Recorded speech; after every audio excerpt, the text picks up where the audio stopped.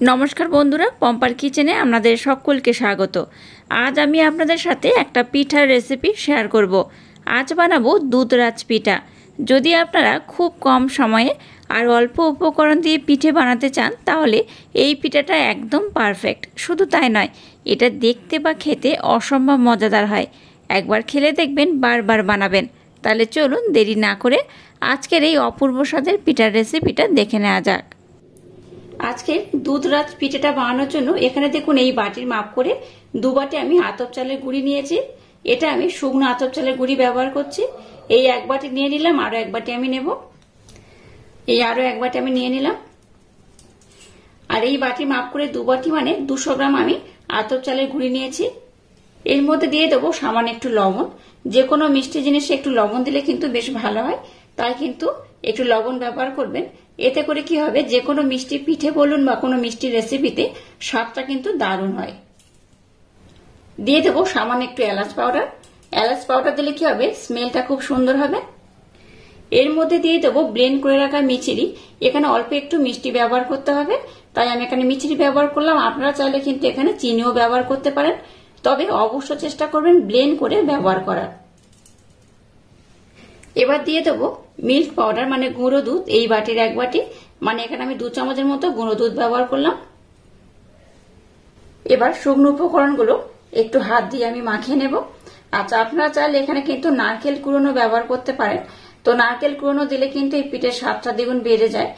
আমার হাতের কাছে এই মুহূর্তে কিন্তু নারকেল কুড়োনো নেই, তাই আমি এখানে মিল্ক পাউডার মানে গুঁড়ো দুধ ব্যবহার করলাম। আপনারা কিন্তু এখানে মিল্ক পাউডার প্লাস এখানে নারকেল কুড়োনো ব্যবহার করতে পারেন। তাতে করে কি হবে, পিঠের স্বাদটা কিন্তু দ্বিগুণ বেড়ে যাবে। তো যাই হোক, এটাকে একটু ভালোভাবে আমি মিক্সড করে নিলাম। এবার দেখুন নিয়ে নিয়েছি এখানে লিকুইড দুধ। এই কাপের মাপ করে 1 কাপ, মানে যে বাটির মাপ করে আমি এখানে চালের গুঁড়ি নিয়েছি সেই বাটির মাপ করে এখানে আমি 1 বাটি দুধ নিয়েছি এই কাপটার মধ্যে। তো যাই হোক, এবার এখানে আমি অল্প একটু দুধ দেব। আর দুধটা কিন্তু এইভাবে একটু ছড়িয়ে ছড়িয়ে দিতে হবে। এইভাবে দিয়ে কিন্তু এইভাবে একটু ঝুড়ো ঝুড়ো করে মেখে নিতে হবে। এইভাবে দুধটা দিতে দিতে এটাকে কিন্তু খুব সুন্দর করে মেখে নিতে হবে। দেখুন চালের গুঁড়িটাকে কিন্তু আমি একটু এইভাবে ঝুড়ো ঝুড়ো করে মেখে নিচ্ছি, দেখতেই পাচ্ছেন এরকম ডলা পাকিয়ে যাচ্ছে। হাতের মধ্যে এইভাবে চাপ দেবেন, দেখবেন এইভাবে কিন্তু মুঠি হয়ে যাবে। এইভাবে কিন্তু এটাকে একটু ঝুড়ো ঝুড়ো করে মেখে নিতে হবে। মিশ্রণটাকে দেখুন এই একটা অন্য পাত্রে আমি উঠিয়ে নিয়েছি। আর এখানে দেখুন একটা আমি ছাঁকনি নিয়ে নিয়েছি। এবার এখান থেকে আমি এরকম অল্প অল্প মিশ্রণ দেব। আর এটাকে খুব ভালোভাবে কিন্তু এইভাবে চেলে নেব। এইভাবে চেলে নিলে কি হবে, এই যে ডলা পাকানো আছে এই ডলা পাকানো অংশটা থাকবে না। এইভাবে ডলা পাকালে কিন্তু পিঠাটা একদম পারফেক্ট হবে না, তাই এইভাবে একটু চেলে নিতে হবে। দেখুন এইভাবে চেলে নিলে কি হবে, এই যে ঝুড়ো ঝুড়ো দেখতে পাচ্ছেন এইরকম ঝুড়ো ঝুড়ো হবে। তাতে করে কি হবে, পিঠাটা একদম পারফেক্ট হবে। সম্পূর্ণ মিশ্রণটাকে এইভাবে আমি এই ছাঁকনির মাধ্যমে একটু ভালোভাবে চেলে নেব। দেখুন চালটাকে কিন্তু আমি ছাঁকনির মাধ্যমে খুব ভালোভাবে চেলে নিয়েছি। আর কেমন হয়েছে দেখুন, এইরকমই কিন্তু দরকার। এইরকম ঝুড়ো ঝুড়ো হলে তবে কিন্তু আজকের এই পিঠাটা একদম পারফেক্ট হবে। এবার দেখুন এরকম আমি 4টে বাটি নিয়ে নিয়েছি। আর বাটির মধ্যে খুব ভালোভাবে কিন্তু ঘির প্রলেপ আমি লাগিয়ে দিয়েছি। আপনাদের হাতের কাছে যেমন পাত্র থাকবে সেই পাত্রে কিন্তু এই পিঠাটা করলেই হবে। এবার দেখুন এই চালের গুঁড়িটা আমি নিয়ে নিয়েছি, বাটির মধ্যে দিয়ে দেব। সবগুলো বাটির মধ্যে আমি সমান মাপ করে দিয়ে দেব। সবগুলো বাটির মধ্যে দিয়ে দিয়েছি। এবার এটাকে এইভাবে প্রেসার দিয়ে দিয়ে কিন্তু চেপে চেপে বসিয়ে দিতে হবে।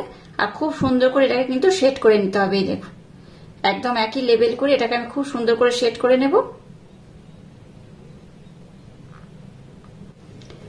দেখুন খুব সুন্দর করে একটা বাটি আমি সেট করে নিয়েছি। এরকম হাত দিয়ে কিন্তু এটাকে ভালোভাবে সেট করতে হবে। আবারও বলছি, এটাকে কিন্তু সেট করার মধ্যে কোন রকম প্রবলেম থাকলে চলবে না। এই সেট করাটা কিন্তু খুব ভালোভাবে করা খুবই দরকার। এইভাবে সবগুলো বাটির মধ্যে একইভাবে আমি সুন্দর করে সেট করে নেব। এবার দেখুন গ্যাসটা জেলে দিয়ে একটা কড়াইতে জল দিয়ে একটা স্ট্যান্ড বসিয়ে দিয়েছি। আর জলটাকে একটু মিডিয়াম গরম করে নিয়েছি। এবার এই পাত্রগুলোকে এর মধ্যে আমি বসিয়ে দেব।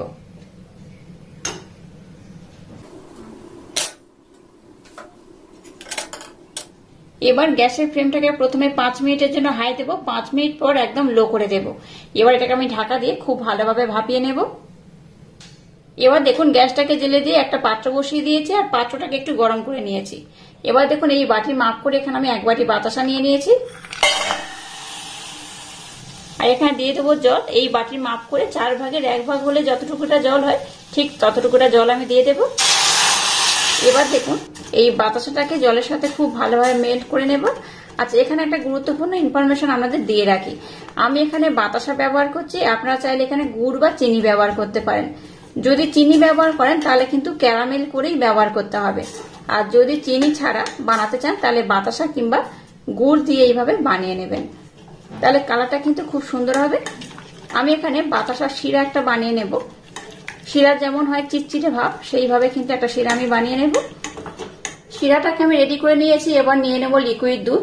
এখানে আমি লিকুইড দুধ ব্যবহার করছি 2 কাপের মতো। বড় কাপে 2 কাপ আমি লিকুইড দুধ এখানে ব্যবহার করছি। দুধটাকে আমি আগে থেকে জাল দিয়ে ঠান্ডা করে রেখে দিয়েছিলাম।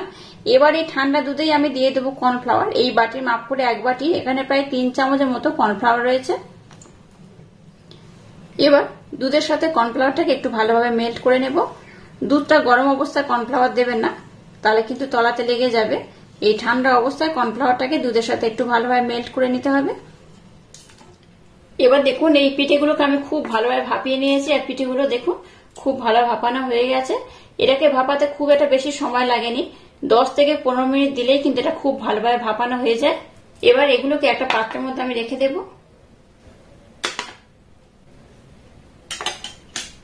এবার এই প্রত্যেক বাটিটাকে কিন্তু আমি একটু ভালোভাবে ঠান্ডা করে নেব। নর্মাল রুম টেম্পারেচারে রেখে এটাকে ঠান্ডা করে নিতে হবে। চলুন এবার আমি নেক্সট প্রসেস আমাদের সাথে শেয়ার করব। আবারও দেখুন যে দুধটার মধ্যে কর্নফ্লাওয়ার দিয়ে এটাকে আমি খুব ভালোভাবে মেল্ট করে নিয়েছিলাম, সেটাকে আমি আবারও নিয়ে নিলাম। আর দেখুন বাতাসা দিয়ে যে শিরাটাকে বানিয়ে নিয়েছি সেই শিরাটা আমি নিয়ে নিয়েছি। এবার এখানে অল্প অল্প দেব আর খুব ভালোভাবে কিন্তু এইভাবে আমি মিক্সড করে নেব।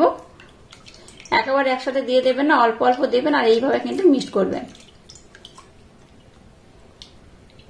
সম্পূর্ণটা এখানে আমি দিয়ে দিলাম। দেখুন কত সুন্দর একটা কালার হয়ে গেছে। গ্যাসটাকে না জ্বালা অবস্থায় কিন্তু এই প্রসেসগুলো আমি করছি। গ্যাসটাকে জেলে করবেন না, এরকম গ্যাসটাকে না জেলে এই প্রসেসটাকে প্রথমে একটু মেনটেন করতে হবে।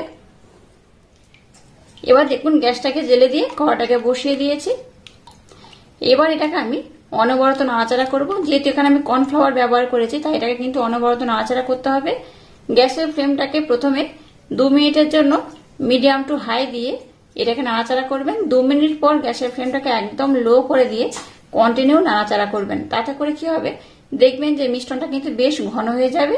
আর এই মিশ্রণটা ঘন হতে খুব একটা বেশি সময়ও লাগে না, খুব তাড়াতাড়ি ঘন হয়ে যায়।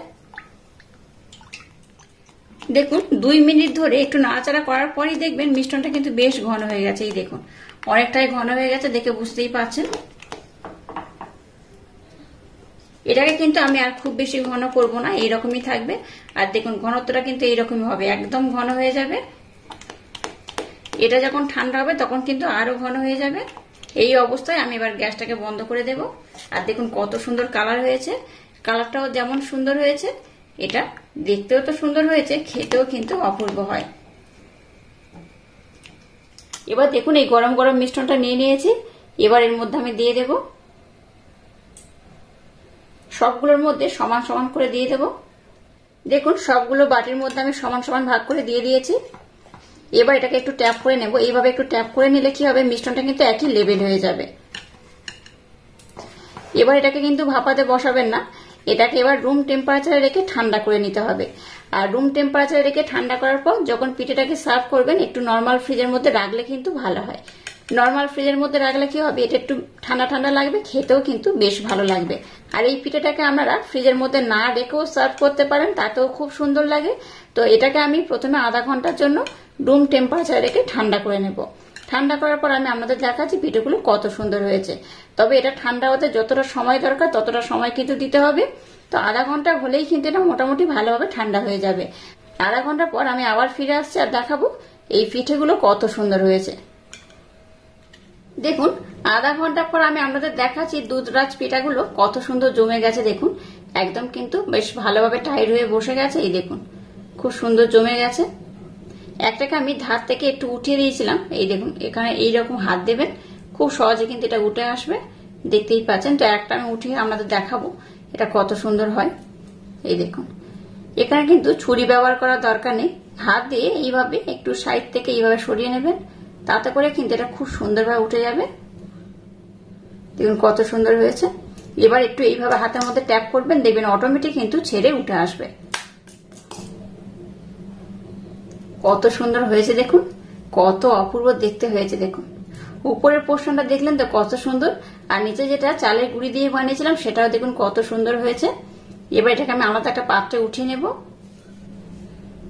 এইভাবে আমি উঠিয়ে রাখলাম, আর সবগুলোকে কিন্তু একইভাবে আমি উঠিয়ে নেব। এটাকে আমি আগে থেকে কিন্তু উঠিয়ে নিয়েছিলাম। এই দেখুন প্রত্যেকটা কিন্তু খুব সুন্দরভাবে হয়ে গেছে, একটাও কিন্তু ভেঙে যায়নি, খুব সুন্দর হয়েছে। দেখুন সমস্ত দুধরাজ পিঠেগুলো একদম রেডি হয়ে গেছে, আর কত সুন্দর হয়েছে। দেখুন একটা উঠিয়ে দেখাচ্ছি আমি, একদম কিন্তু এটা নরম সফট, দেখতেই পাচ্ছেন কত সুন্দর। এটা কিন্তু খেতে ভীষণ মজার, অবশ্য একবার হলো এই পিঠেটা বানিয়ে দেখবেন, অসাধারণ খেতে হয়। আর একবার যদি এইভাবে পিঠেটা বানিয়ে খান দেখবেন আপনাদের বারবার বানিয়ে খেতে ইচ্ছা হবে। এখানে দেখুন দুধ আর চালের গুঁড়ির যে লেয়ারটা দিয়েছি এটাও কিন্তু অসম্ভব মজাদার খেতে লাগে, আর এটা তো খেতে দারুণ লাগে। বাচ্চা থেকে বড় সবাই দেখবেন ভীষণ পছন্দ করবে আর খুব মজা করে খাবে। তো একটা কেটে আমি আপনাদের দেখাবো এটা কত সুন্দর হয়েছে। একটা কেটে আমি আপনাদের দেখাচ্ছি।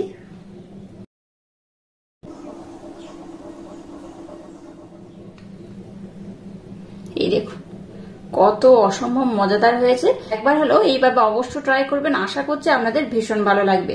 আজকের এই এরকম ইউনিক স্টাইলের পিঠের রেসিপিটা যদি আপনাদের ভালো লাগে তাহলে চ্যানেলটাকে লাইক, শেয়ার, কমেন্ট এবং সাবস্ক্রাইব করবেন, আর পাশে থাকা বেল আইকনটা প্রেস করে দেবেন। তাহলে টাটা, আবার দেখা হচ্ছে নতুন কোন রেসিপি নিয়ে।